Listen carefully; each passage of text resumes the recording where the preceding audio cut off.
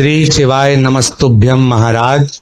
आप सभी लोग जानते हैं कि अधिक मास चल रहा है और ये अधिक मास का महीना पूरे 3 साल में एक बार आता है और इसी महीने में तुलसी की सूखी लकड़ी वाला उपाय किया जाता है।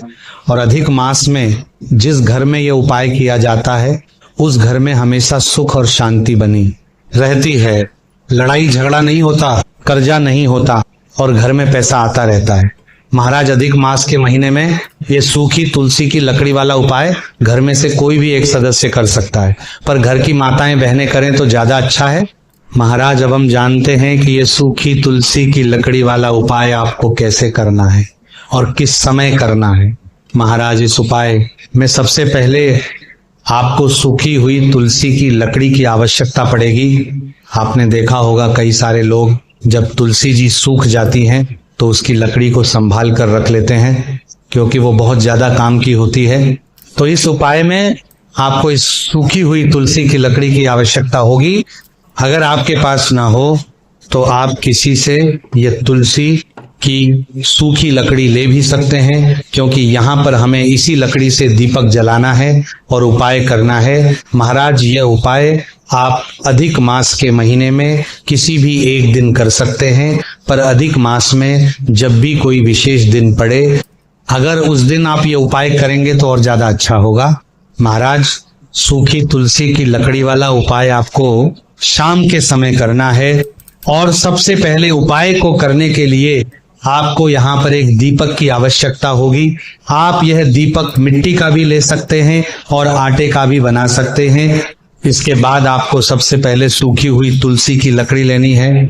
आप चाहे तो यहाँ पर 1 लकड़ी ले सकते हैं, अन्यथा 2 या 3 लकड़ी भी आप ले सकते हैं। आपको तुलसी जी की लकड़ी इतनी बड़ी लेनी है जितनी बड़ी आप दीपक के लिए बत्ती बनाते हैं।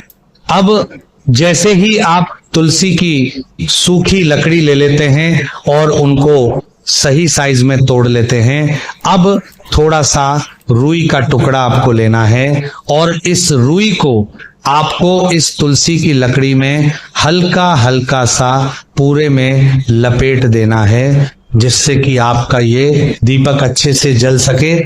अब आप लोग चाहे तो 1 लकड़ी के ऊपर भी रुई लपेट सकते हैं, या अगर 2-3 लकड़ियां आपने एक साथ ली है तो उन्हें एक साथ करके उसके ऊपर रुई लपेट सकते हैं। अब आप लोग शुद्ध देसी गाय का घी ले और उस घी के अंदर अपनी इस तुलसी की लकड़ी से बनाई हुई बत्ती को पूरा डुबो ले और थोड़ा सा घी अपने दीपक के अंदर भी डाल ले। ध्यान रहे कि तुलसी की लकड़ी अच्छे से घी में भीग जाए, तभी वो अच्छे से चलेगी। महाराज, अब आप लोग ये तुलसी की लकड़ी को अपने दीपक के अंदर रख लीजिए और सीधा अपने घर के मंदिर में भगवान विष्णु जी की फोटो के सामने या अपने घर के मंदिर में इस दीपक को ले जाकर अपनी माचिस से किसी एक साइड से दीपक को जला लीजिए और इस तुलसी की सूखी लकड़ी के दीपक को अपने सीधे हाथ की हथेली में उठाकर भगवान की आरती करके दीपक को आप अपने ही घर के मंदिर में पूजा घर में भगवान का नाम लेकर रख दें। आप उसके बाद आप चाहे तो अपनी कोई मनोकामना बोल सकते हैं, दुख और परेशानी भी बोल सकते हैं, और अगर कुछ नहीं भी बोलते तो भी अपने आप ही आपके जीवन में सुख और शांति आना शुरू हो जाएगी, पैसों की समस्या भी दूर होना शुरू हो जाएगी। महाराज, ऐसा कहा जाता है कि अधिक मास के महीने में